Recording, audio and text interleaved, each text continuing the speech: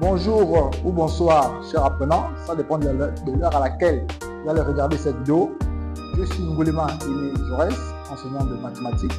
Et aujourd'hui, nous allons parler des isométries, plus particulièrement de la composée des réflexions. Donc, nous allons dans un premier temps voir la composée de deux réflexions d'axes parallèles et dans un second temps, voir la composée de deux réflexions d'axes séquents. Et après, nous allons appuyer cela avec des exercices d'application pour mieux faire asseoir ces deux séquences. Voilà, chers apprenants, nous y sommes. Donc ici, l'objectif est de démontrer que la composée de deux réflexions ou symétries orthogonales d'axes parallèles nous donne une translation.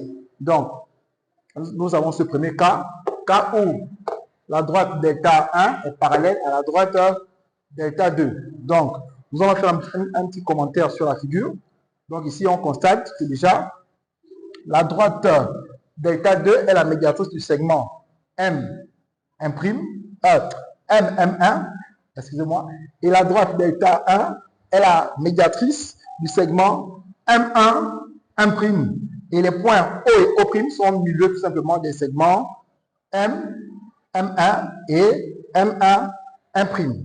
Voilà.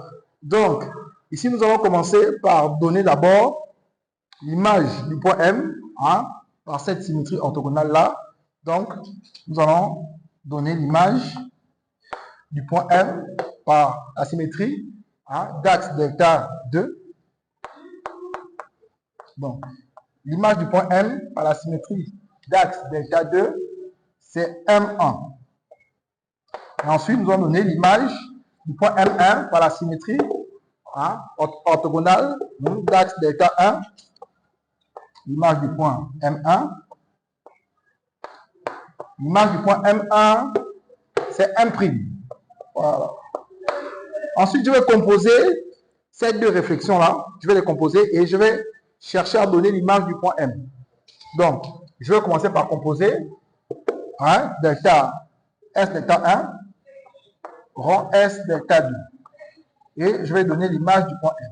Donc, nous avons vu que l'image du point M par la symétrie orthogonale d'axe delta 2, donner M1, donc ça veut dire S, donc delta 1. Donc M1, autant pour moi.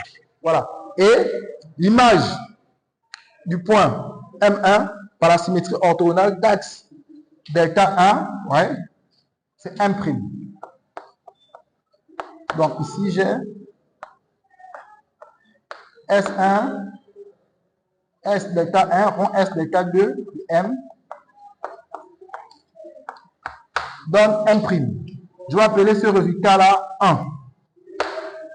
Voilà. Donc, l'image du point M, lorsque je compose mes deux réflexions d'axes parallèles, l'image du point M en commençant par delta 1, donc l'image du point M1 donne 1'. Ensuite, je vais exprimer le vecteur M, 1' en fonction du vecteur O, O'. Allons-y. Donc, M, le vecteur M, 1'. Donc je vais décomposer ce vecteur en intercalant le point M1 via la relation de chasse. Donc, j'aurai le vecteur M, 1' me donne quoi?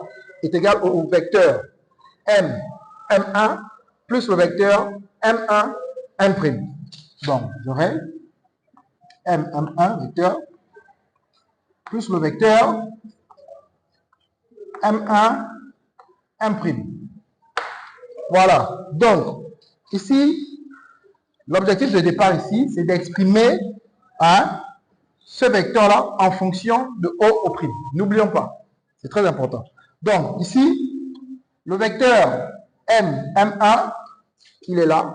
O étant au milieu du segment M, M1, ça traduit quoi? Ça traduit que ce vecteur-là, M, M1, est égal à 2 fois le vecteur MO.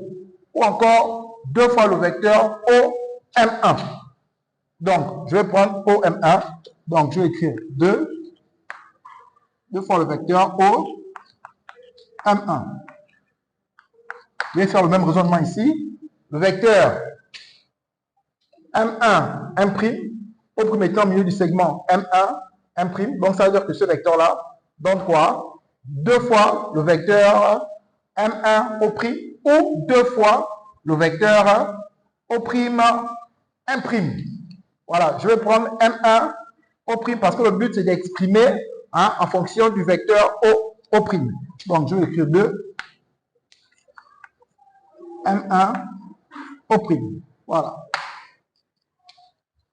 Ensuite, je vais mettre 2 en facteur. Donc, par suite,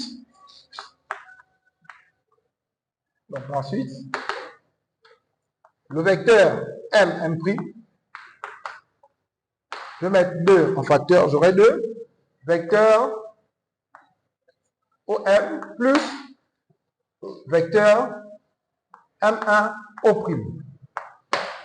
Et là, je vais réduire cette somme, voilà, cette somme vectorielle-là, je vais la réduire via la relation de chasse. Donc, j'aurai 2 O'. Donc, j'aurai 2 vecteurs O'. Donc, ça veut dire que mon vecteur 1'' est égal à 2 vecteurs O'. Voilà. Et cette égalité vectorielle-là, elle traduit quoi? Elle traduit, voilà, elle équivaut à dire que la translation, on a la translation du vecteur 2 O', qui transforme le point M